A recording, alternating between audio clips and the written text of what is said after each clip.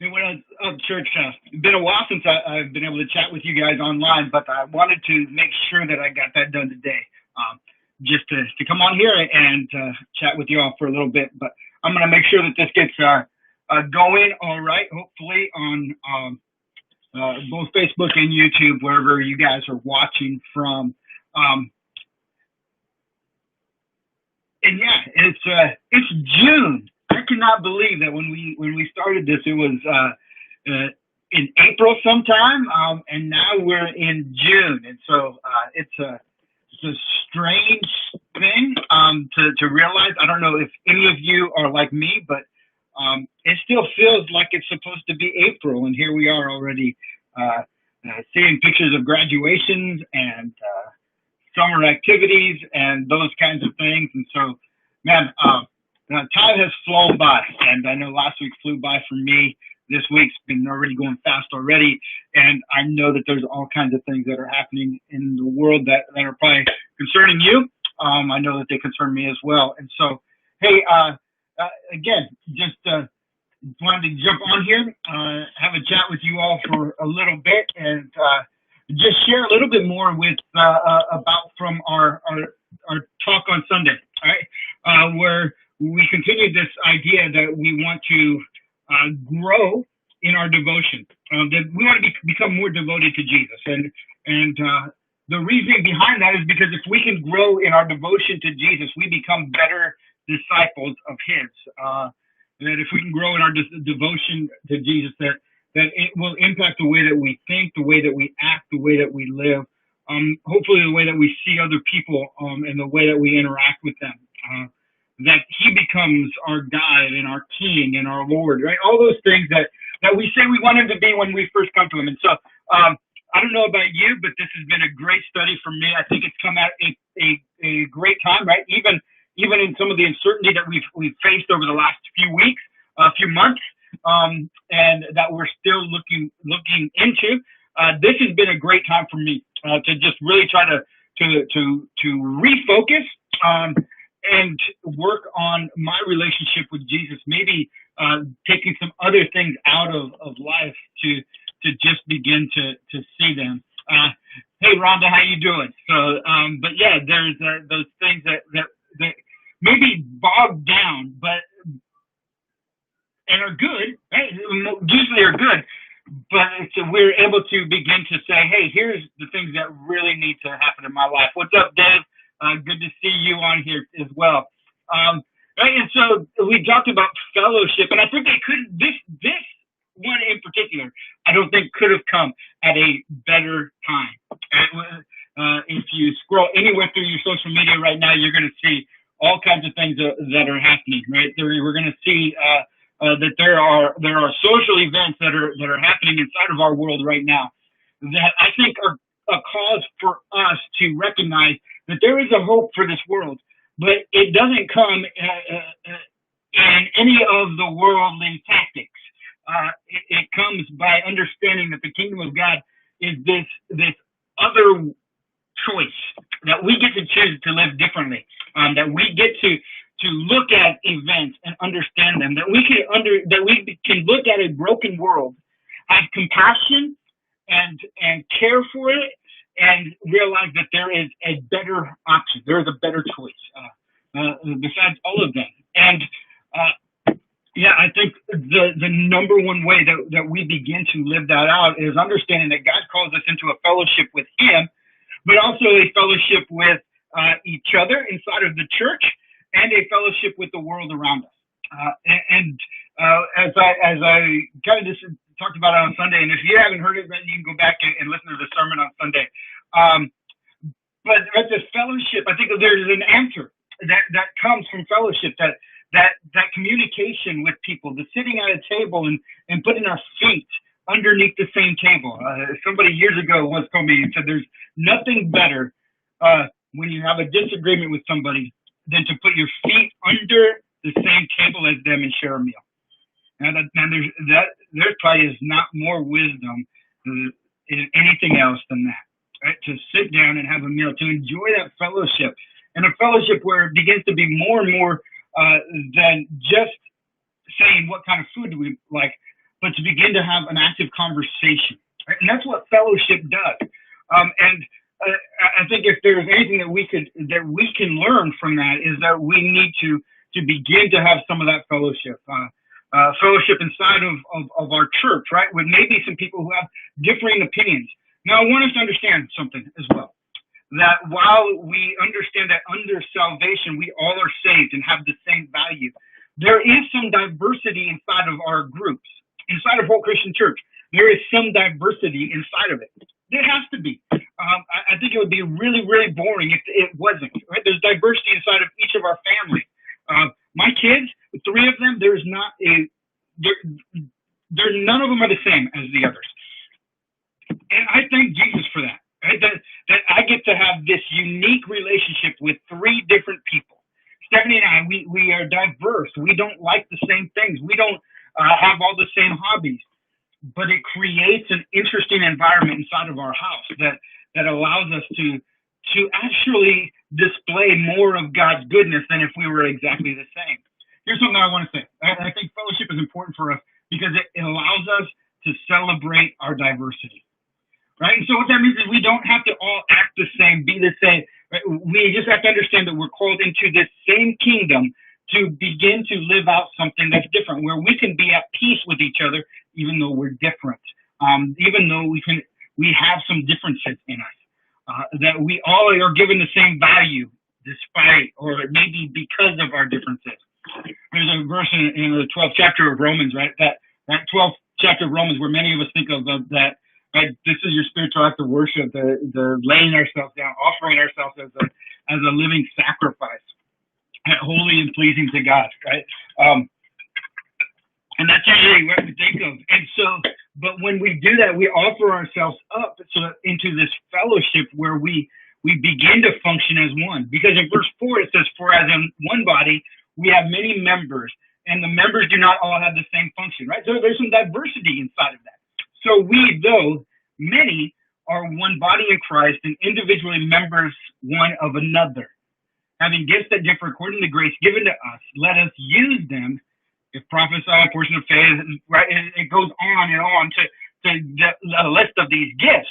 But here's what he's saying is that there's some diversity in us, and as we come together, as we offer ourselves as a living sacrifice, as we think, as we stop thinking more highly of ourselves than we ought to, then we begin to understand that those differences that God has created inside of us allow us to give us a bigger picture of who God has created us to be. I think fellowship is an important thing, and as we grow closer together, we begin to get this fuller picture of God that is outside some of the things that we might think. And so we get to, fellowship allows us to celebrate diversity, right? Not to fight and argue over those differences, but to celebrate in them. And because of that, right, I think fellowship makes us stronger. When we can understand and grab a hold of our differences and have that conversation, and then continue to love each other, even though those differences are happening, even when there's some things that we might not necessarily particularly enjoy all the time, but that we participate in them together so that we can I don't know, get the benefits of each other's gifts. It's going to make us stronger. A lot of us are familiar with that saying that, right, the more of us that get together, the stronger we become.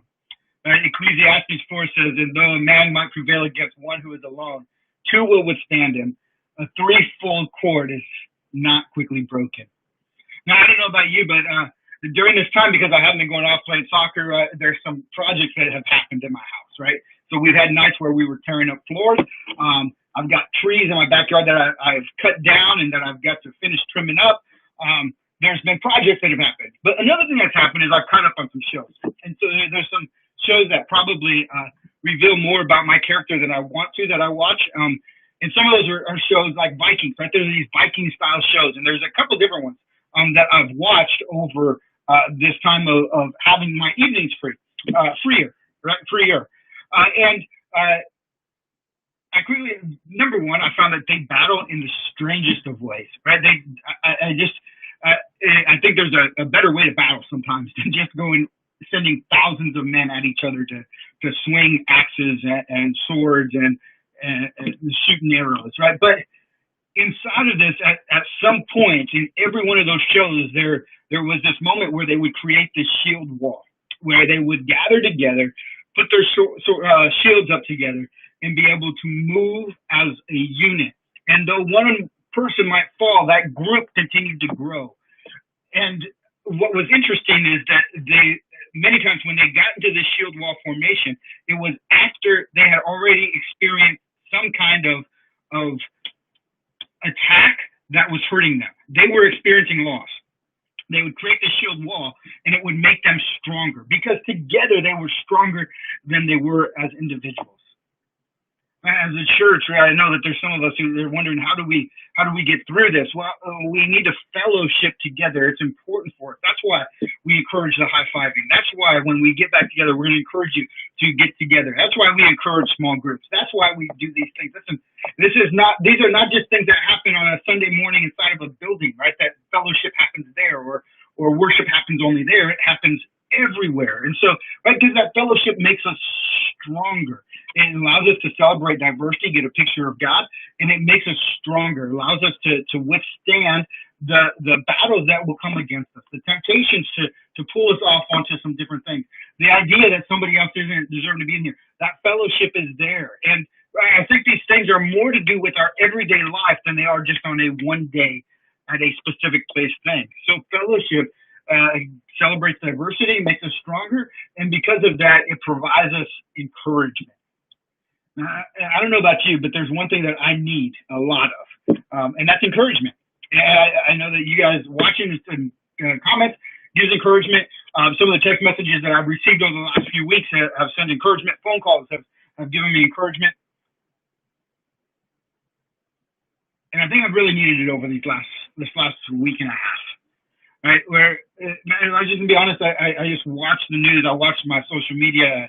I go outside. I have conversations with people, and I know that there's a lot of us who are hurting right now. Right, we're hurting because we don't know if work is going to pick back up. Right, we're hurting because we have some health issues that we're struggling with. We're hurting because of we look outside and we see people fighting. Right, we see people who are treated unjustly, and then we see a reaction that is not a good reaction.